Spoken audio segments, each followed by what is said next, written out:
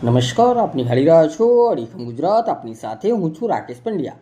જય સોમનાથના નાદ સાથે આજે આખું ગુજરાત શિવમય બન્યું છે. પ્રથમ જ્યોતિર્લિંગ એવા ભગવાન સોમનાથ મહાદેવના સાનિધ્યમાં સોમનાથ સ્વાભિમાન પર્વનો ભવ્ય અને દિવ્ય પ્રારંભ થઈ ચૂક્યો છે.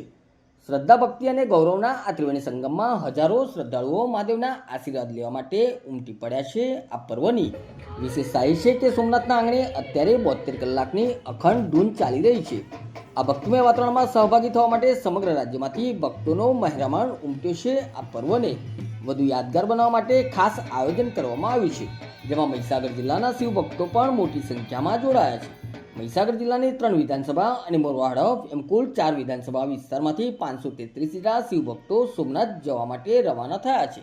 મહીસાગર જિલ્લા ભાજપ પ્રમુખ દશરથભાઈ બારિયાએ લુણાવાડા ખાતે શ્રીફળ વધેરી લીલી ઝંડી આપી શ્રદ્ધાળુઓ ભરેલી ટ્રાવેલ્સ બસોને પ્રસ્થાન કરાવ્યું હતું.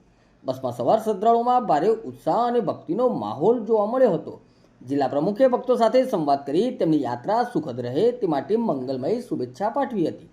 સોમનાથ ટ્રસ્ટ અને સ્થાનિક તંત્ર દ્વારા તમામ શ્રદ્ધાળુઓ માટે રહેવા, જમવા અને દર્શન માટે અત્યંત ચુસ્ત અને સુંદર આયોજન કરવામાં આવ્યું છે, જેથી ભક્તોને ભક્તિમાં કોઈ ખલેલ ન પહોંચે.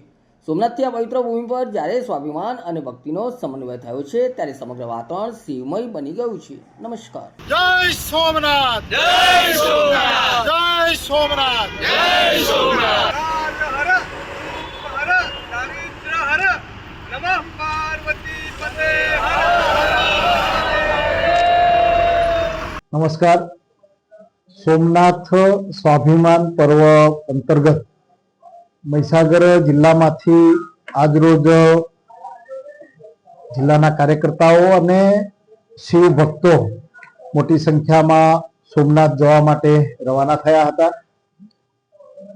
જિલ્લાની 3 વિધાનસભા અને મોરવા હડફ એમ કરીને કુલ 4 વિધાનસભા પૈકી લગભગ 533 જેટલા શિવ ભક્તો જિલ્લામાંથી અત્રે મુખ્ય મથકથી અને વિવિધ જગ્યાઓથી સોમનાથ જવા માટે રવાના થયા હતા.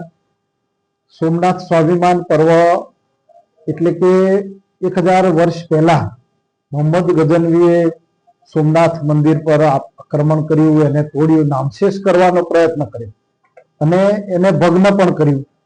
અને ત્યાર પછી સમયાંતરે કાળક્રમે તે વખતે રાજા મહારાજાઓએ સમયાંતરે એને પુનર્સ્થાપિત કરવાનો પણ પ્રયત્ન કર્યો, એને પુનરુદ્ધાર પણ કર્યો. હમીરસિંહ ગોહિલ જેવા શિવ ભક્તોએ સોમનાથને બચાવવા માટે અને એક આદર્શ ઉદાહરણ શિવ ભક્ત તરીકેનું પૂરું પાડવા માટે એમની સામે ઝઝૂમ્યા. ગઝનવીના સૈનિકો સામે ઝઝૂમ્યા અને શહીદ પણ થયા. તો આવી જે વીર ગાથાઓ જે છે એ વીર ગાથાઓ દ્વારા સોમનાથ મહાદેવના મંદિરને ધ્વસ્ત થતું બચાવવામાં પણ આવ્યું અને સમયાંતરે અને કાળક્રમે એનો જીર્ણોદ્ધાર પણ કરવામાં આવ્યો. વર્ષ 1947માં આપણે દેશ આઝાદ થયો ત્યારબાદ તે વખતના ઉપ વડાપ્રધાન, તે વખતના ગૃહપ્રધાન શ્રી સરદાર વલ્લભભાઈ પટેલ સાહેબે સોમનાથ મહાદેવની મુલાકાત લીધી અને એમણે સંકલ્પ કર્યો કે સોમનાથ મહાદેવનો મારે જીર્ણોદ્ધાર કરવો જોઈએ. એના અનુસંધાનમાં એમણે જીર્ણોદ્ધારનું કામ શરૂ કરાવડાયું અને ત્યાર પછી ડૉક્ટર રાજેન્દ્ર પ્રસાદ આપણા રાષ્ટ્રપતિશ્રીના હસ્તે સમગ્ર હિન્દુ સમાજ માટે એમને ખુલ્લું મૂકવામાં આવ્યું.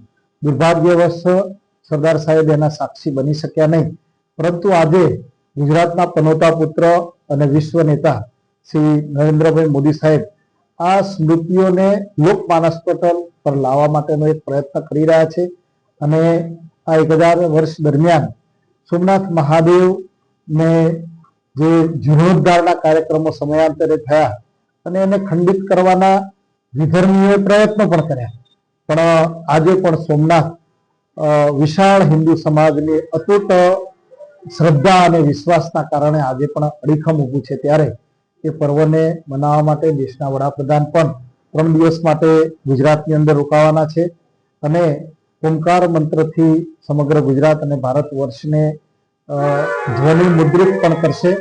આ કાર્યક્રમની અંદર જિલ્લાના બધા જ કાર્યકર્તાઓ અહીંથી રવાના થયા છે, ત્યારે એમને શુભકામનાઓ પાઠવું છું અને સાથે સાથે દેશના વડાપ્રધાન અને વિશ્વ નેતા આદરણીય નરેન્દ્રભાઈ મોદી સાહેબને પણ લોકમાનસ જનમાનસ અને દુનિયાના ઘણા બધા લોકોનો પ્રેમ તો છે જ.